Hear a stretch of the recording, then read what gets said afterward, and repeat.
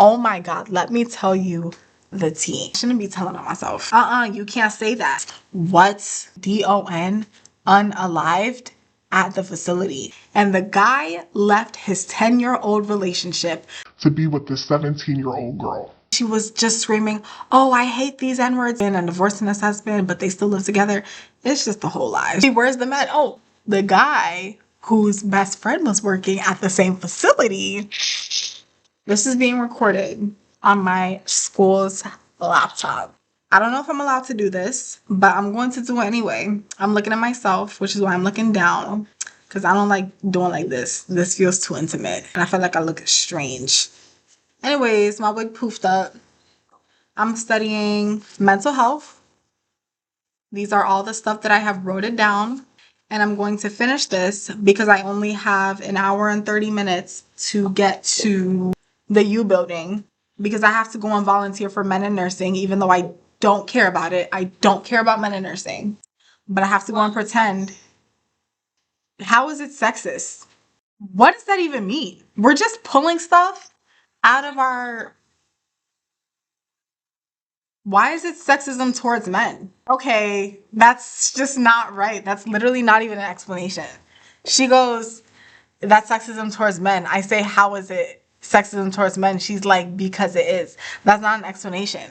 I don't have to care about men in nursing. Guess what? Men are already the majority. Okay? Men are already the majority. They're probably going to get way more respect and way more pay doing the exact same job as me. Why? Just because they're a man. Okay? So I don't have to care about men in nursing. I don't have to. You know what I care about? I care about Black women in nursing and how Black women are always thrown under the rug. That's what I care about. I'm not worried about the majority. They're good. They have their privileges. Okay?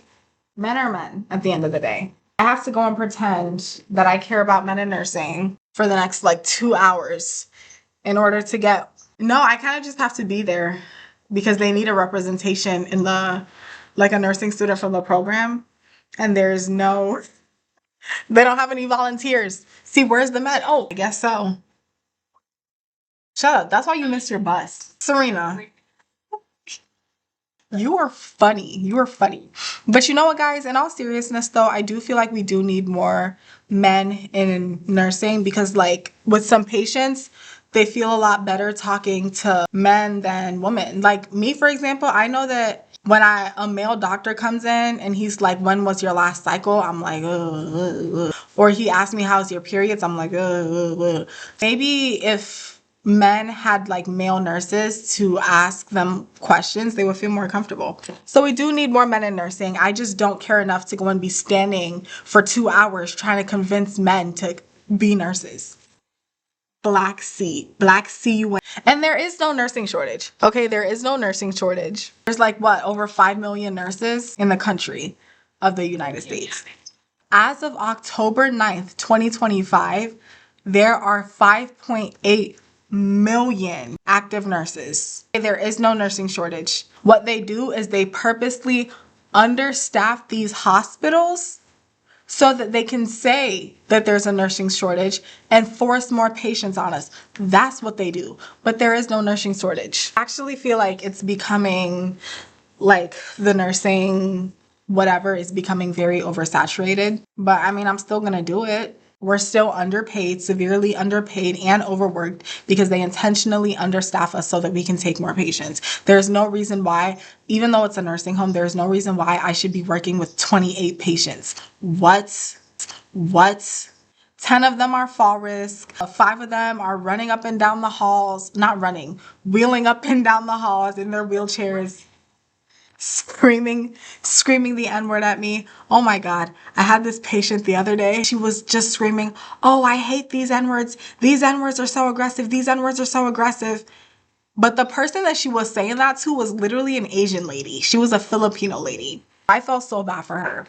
When people call me slurs and when guys make inappropriate comments, I probably might even be a trauma response. And I am so unfazed by inappropriate comments. I'm so unfazed by the old people like making moves at you. Like this guy's always calling me sugar, saying that he wants black C, which does make me very uncomfortable. But like, it's just like, sir, come and take your insulin. Black C. Like when I first walked in there to do my assessment, because he's a diabetic, I had to take his sugar. He goes, I want black C. I'm like, you can't say that.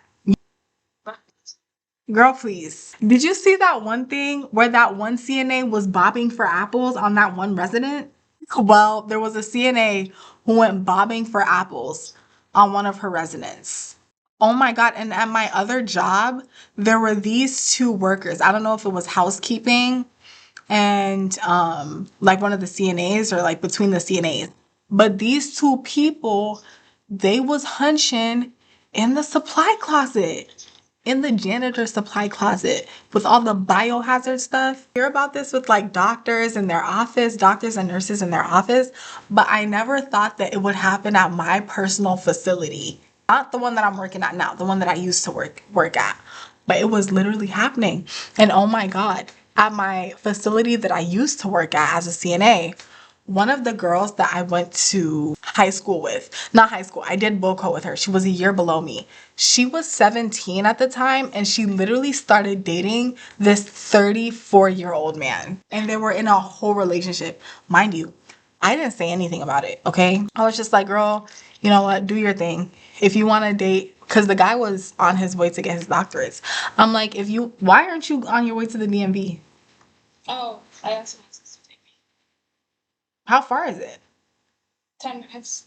Oh, okay. Well, anyways, so I went to high school with this girl, and the guy that she was dating was this little, what was he? Pakistani? He was either Pakistani or Indian. He was on his way to becoming a medical doctor. He was just a BSN in the current moment. So I'm like, you know what, girl? If he's paying your bills, if he's taking care of you, even though she doesn't have bills because she still lives with her parents because she's a minor, you know, if he's taking care of you, just do whatever it is that you want to do. But she would always complain that his food made her stomach hurt. She was a little Polish girl. Polish or Czechoslovakia, one of the European countries. She was always complaining that their food was hurting her stomach and it was too spicy and there was too much flavor, whatever that means. Too much flavor.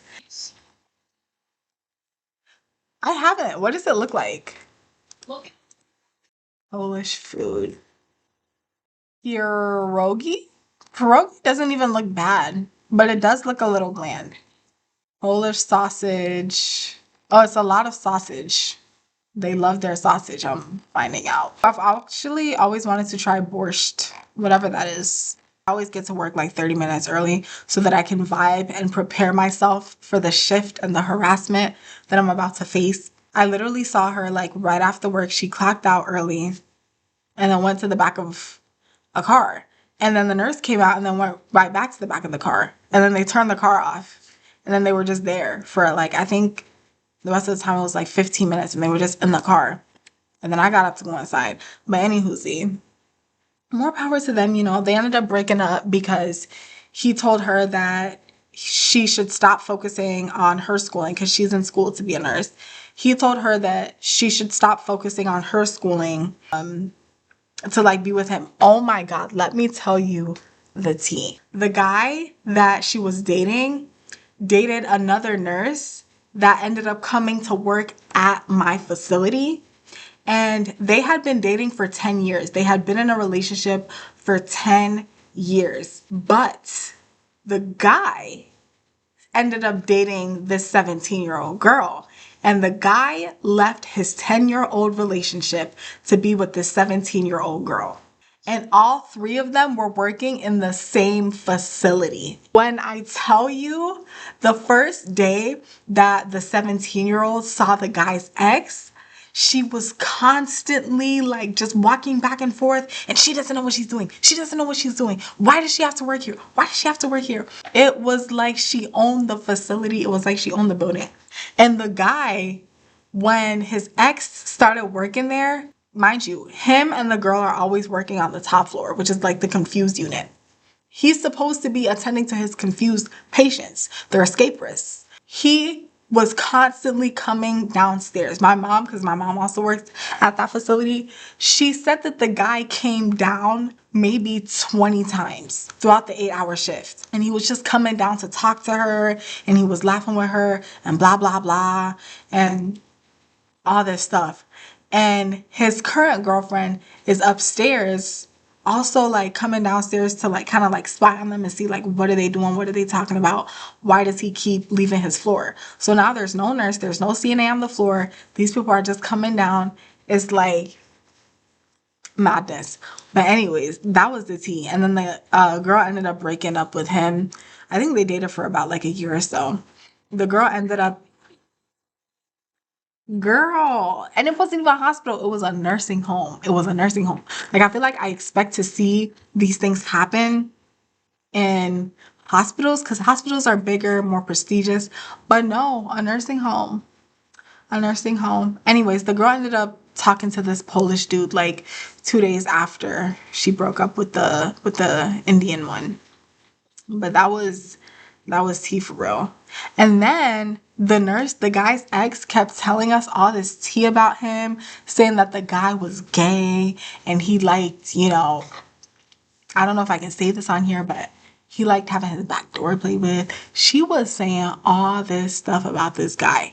Meanwhile, the guy whose best friend was working at the same facility was just talking so much crap about his gay best friend who was like getting into it with his husband and divorcing his husband, but they still live together. It's just a whole lot. It's just a whole lot. Like, I have to write down my thoughts if I want to fully go into the story about them. But that gay nurse was literally like, I loved him. I loved him. What was his name? It started with a J. It started with a J, but I love him. And then he left. Ay, ay, ay. That facility. Oh my gosh. And then my DON unalived at the facility. Serena, you need to get ready. You need to get ready. Girl, please.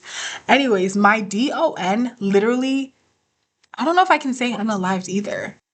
The director of nursing. She's basically the boss of the whole place and oversees everything in like nursing homes. She's kind of like the manager. Tell me why my DON had a heart attack, cardiac arrest, no pulse, no breathing, no nothing. She fell down on the floor. Like, no one knew how long that she had been laying there. Someone just came, they saw her on the floor, they started tapping her, saw her that they had no pulse, they panicked, they called a code blue overhead. They were like, cardiac arrest, staff entrance corridor, like the place that we enter. And so everyone rushed over there. We all thought it was a patient. Come to find out it was the DON. This guy, what's his name? Q. Q starts, his name is literally Q, by the way. It's Marquette, but we all call him Q. Q starts doing chest compressions on this lady, chest compressions, compression her. My aunt, she's speaking in tongues, as she normally do. She starts praying. My mom is like, what the heck? How did this happen? How long has she been there? It's just chaos, pure chaos. The 17-year-old is there. She's crying. She's sobbing. And basically, they take her to the ambulance or whatever. They take her to the hospital, and she's pronounced logged out. She literally unalived at that facility. Like, it was just crazy. To think she was always working there. She worked there for like 17 years of her life. And she would always joke about, this facility is going to take my life. This job is going to take my life one day. And I've had 5 cardiac arrests. I think she had heart issues. But anyways, like, she never did anything. I never really saw her eat. The only thing she would eat was Diet Coke and smoke cigarettes. She smoked like she literally was always smoking. Anyways, anyhow, yeah, that was my previous facility that I worked at. It's very crazy. I think the scheduler just texted me because I'm technically still employed there, but I'm PRN. She just texted me, hi, it's been noted that you have not picked up a shift in over a month. Please let me know. Its intent will be processed as a resignation. Thank you. Guys, the thing is, I shouldn't be telling on myself. I don't do this anymore. And I'm technically no longer at that facility anyway. But that facility is so lenient. During my night shifts, I can literally go back, clean everyone up, and go home. And it's like my nurse, they fired him. I don't feel like getting into why they fired him because I really love that nurse. But my nurse, oh shoot, that nurse is subscribed. Hey, if you're watching this, I need you to click off. Anywho, what's it called? That nurse would answer all of my call lights for me. So I could easily, he wouldn't even say anything. He'll just be like, oh yeah, I emptied this. I got this covered, got this covered. When I'm done, he will take out all my trashes.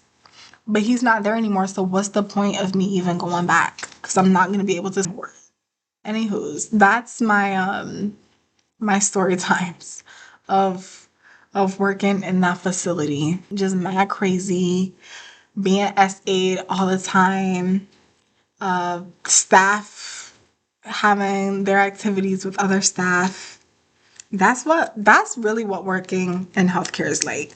It's just getting assaulted, a whole bunch of work drama that really be keeping me alive throughout these long 16-hour shifts. Now I gotta drink my water. Oh shoot. I only have an hour now. All right. Back to studying.